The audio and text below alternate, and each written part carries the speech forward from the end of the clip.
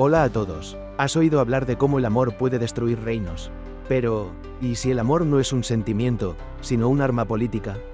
¿Qué pasaría si una mujer, al encontrarse en medio de intrigas, traiciones y humillaciones, no solo lograra sobrevivir, sino convertirse en la dueña de aquellos que querían quebrarla?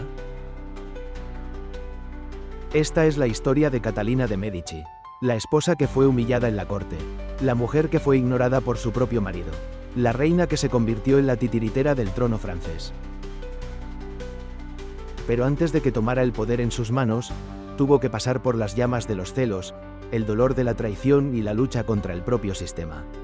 Bienvenidos a la historia donde cada palabra es un paso sobre un alambre sobre el abismo, y cada sentimiento es un disparo al corazón. Francia, mediados del siglo XVI. Salones resplandecientes, bailes elegantes y un delicado aroma de poder en el aire. En el trono, el rey Enrique II, joven, orgulloso, rodeado de cortesanos, aduladores y una mujer que lo era todo para él, pero no Catalina. Diana de Poitiers.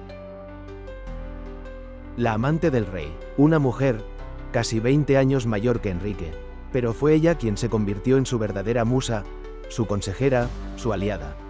Ella le dictaba cómo escribir las cartas. Ella le decía a quién otorgar tierras. Ella recibía palacios, títulos, regalos infinitos. ¿Y la reina legítima? Catalina de Medici, princesa de la dinastía florentina de los Medici, heredera de una de las familias financieras y políticas más influyentes de Europa, permanecía en la sombra. Sin influencia, sin respeto, incluso sin amor. En los bailes, Enrique bailaba con Diana. En las recepciones oficiales, la sentaba a su lado.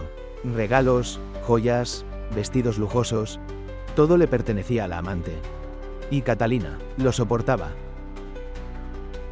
No mostraba su dolor, no gritaba, sonreía y observaba. Y mientras observaba, recordaba. ¿Quién se inclinaba hacia quién?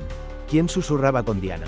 ¿Quién sonreía al mirarla? ¿Quién se atrevía a decir que ella era solo una figura puesta por cálculos dinásticos? Catalina sufría, pero eso no era debilidad, era templado. Una noche, en una recepción solemne, frente a decenas de nobles, Enrique tomó la mano de Diana y le entregó una joya de la familia real, un colgante de diamantes, transmitido a través de las generaciones de monarcas. Frente a los ojos de Catalina, y todos vieron cómo el rostro de la joven reina cambió por un momento. Una arruga en la frente, un ligero levantamiento de cejas, y eso fue suficiente para que aquellos que observaban atentamente se dieran cuenta de que algo había despertado dentro de ella. Más tarde, en sus aposentos, Catalina rompió un espejo, la primera y última vez que permitió una explosión de ira en privado. Después de eso, solo estrategia. Comenzó a estudiar la corte francesa como un tablero de ajedrez. Cada dama de honor, una pieza. Cada consejero, un posible aliado o enemigo. Cada gesto, una señal. Una noche, ordenó reescribir todo el calendario de la corte, de manera que ninguna decisión pudiera tomarse sin su aprobación. Nadie entendió cómo sucedió, pero, después de unos meses, todos los nobles empezaron a acudir a ella antes de ir al rey. Enrique ni siquiera lo notó. Estaba ocupado, con Diana. Al mismo tiempo, Catalina hacía lo imposible. Lo soportaba, pero su paciencia no era pasiva. Era expectante. Se convirtió en madre. Un hijo, otro más. La reina paría herederos, cumpliendo con su deber. Y con cada nacimiento su estatus se consolidaba. Cada nuevo príncipe hacía su posición aún más sólida. Pero incluso entonces, Enrique seguía con Diana. Toda la corte lo sabía. La verdadera reina era la amante. Y Catalina, una sombra, pero esa sombra fue subestimada. Acabamos de comenzar esta historia, pero créeme, se pondrá aún más tensa. Quédate para saber qué sucederá cuando el héroe se enfrente a una injusticia aún mayor. El tiempo pasaba, y dentro del palacio ya se libraba una guerra oculta. Catalina de Medici, que había permanecido en la sombra durante mucho tiempo, comenzaba a recoger los frutos de su astucia estratégica. No era tan ingenua como para creer que Enrique alguna vez la amaría como amaba a Diana. Pero podía hacer algo más. Podía asegurarse el poder y el futuro para sus hijos. Sabía que la dinastía real no viviría para siempre, y su familia debía estar preparada para tomar el trono cuando llegara el momento. Mientras tanto, las intrigas amorosas continuaban. Diana de Poitiers, como siempre, seguía siendo la favorita del rey, pero su edad se hacía evidente. A pesar de su belleza y su influencia, no podía mantener su estatus para siempre. El tiempo pasaba, y todos lo entendían perfectamente. ¿Qué podía hacer Catalina? Su poder estaba limitado no solo por el amor de su marido, sino también por sus sentimientos personales. Sentía celos, pero en lugar de ceder a la debilidad, los convirtió poco a poco en fuerza. Era el arte de la manipulación. Toda Francia, incluidos los más influyentes nobles, empezó a notar que la reina de la Casa de Milán ya no permanecía en la sombra. Comenzó a aparecer en el centro de los acontecimientos, donde antes ni siquiera la invitaban. Fue entonces cuando Catalina dio uno de los pasos más decisivos de su vida. El rey Enrique, consciente de que su muerte podría llegar en cualquier momento, decidió preparar su país para los próximos eventos políticos. Intentó fortalecer la dinastía y consolidar su poder a través de alianzas y matrimonios. Sin embargo, paradójicamente, este paso lo acercó aún más a Catalina.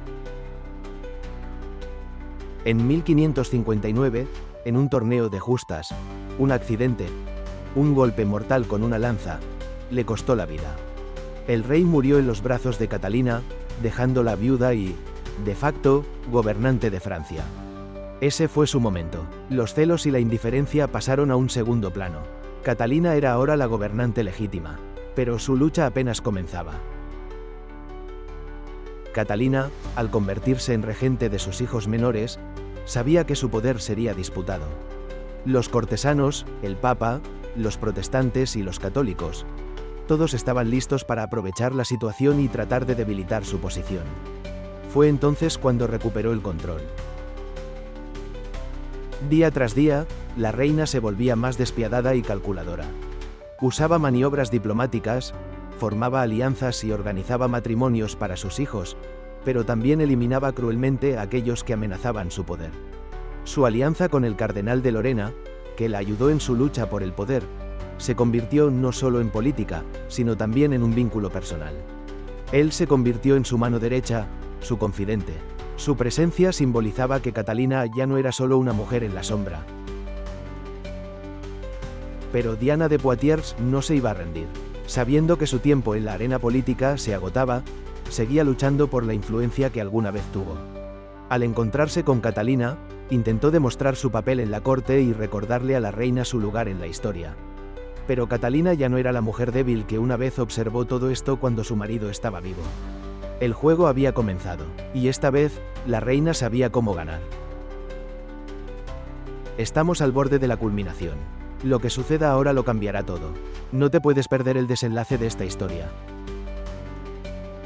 Catalina de Medici ya no era solo una viuda, sino una reina en toda regla. Controlaba cada aspecto de la política francesa, y sus decisiones influían en el destino de miles de personas.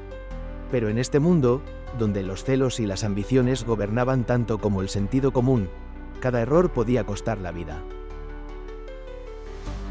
En el momento de su triunfo, cuando su poder era prácticamente incuestionable, comenzaron los primeros disturbios políticos importantes.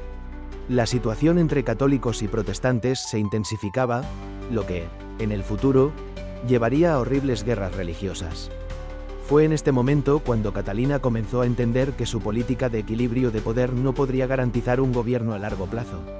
La incertidumbre, oculta tras las maniobras diplomáticas, ya no era suficiente para mantener el poder.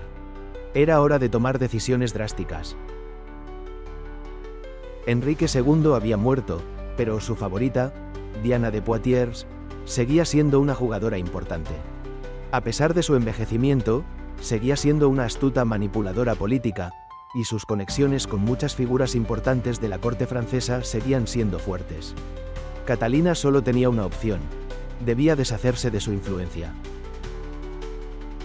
Y eso sucedió. En una de las recepciones oficiales, Catalina, sin perder tiempo, le ofreció a Diana un regalo, una decisión pequeña pero simbólica, que la enviaba efectivamente al exilio político. Le quitó el último palacio que tenía y se lo dio a su hijo, el futuro rey de Francia. Este fue un golpe que Diana no pudo soportar. Se fue a su castillo natal y nunca más apareció en la corte. Fue el fin de su poder. Pero Catalina sabía que la victoria sobre Diana era solo el comienzo. Su principal enemigo estaba por venir. Ella entendía cada vez más que no podría gobernar para siempre mientras sus hijos vivieran. Los protestantes y los católicos. Su conflicto en el futuro prometía consumir toda Europa. Era hora de tomar la decisión final. Y así, en el momento más crítico, Catalina hizo otra jugada decisiva.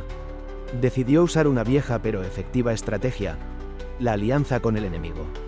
Al ver en los protestantes una fuerza poderosa que podría amenazar la monarquía, les ofreció no solo la paz, sino también a su propia hija, a quien casó con un príncipe protestante.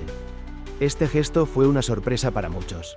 Por un lado, fortalecía su poder; por otro, provocaba el descontento entre los católicos.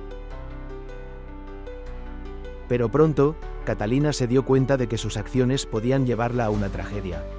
El sacrificio excesivo para mantener el poder comenzó a destruir sus principios morales. Se convirtió en víctima de sus propias ambiciones, y su vida, llena de manipulaciones y traiciones, inevitablemente se dirigía hacia su trágico final. Quizás ganó en la lucha política, pero el precio fue demasiado alto. Las guerras protestantes y católicas, iniciadas por sus acciones, finalmente devoraron a Francia en un conflicto sangriento, que se transformó en guerras religiosas que cambiaron el rostro del país para siempre. Catalina de Medici quedó como la última de las grandes gobernantes de su tiempo. Murió sola, sin haber visto el final completo de su plan. A pesar de todas sus manipulaciones, su gobierno se convirtió en la época en que Francia se encontraba en una encrucijada, y su dinastía literalmente estaba al borde del abismo. Esta historia ha llegado a su fin, pero sus lecciones siguen con nosotros. Las manipulaciones, las traiciones y los celos se convirtieron en parte de las grandes historias que escribió una mujer que se convirtió en reina, no por amor, sino por cálculo. Gracias por seguir esta historia. ¿Sabes que el poder de una mujer que se convirtió en maestra de intrigas políticas no solo radicaba en su poder, sino en su capacidad para sobrevivir a los momentos más difíciles? Que esta historia te inspire a pensar que incluso en las situaciones más complicadas, siempre hay un camino hacia la victoria.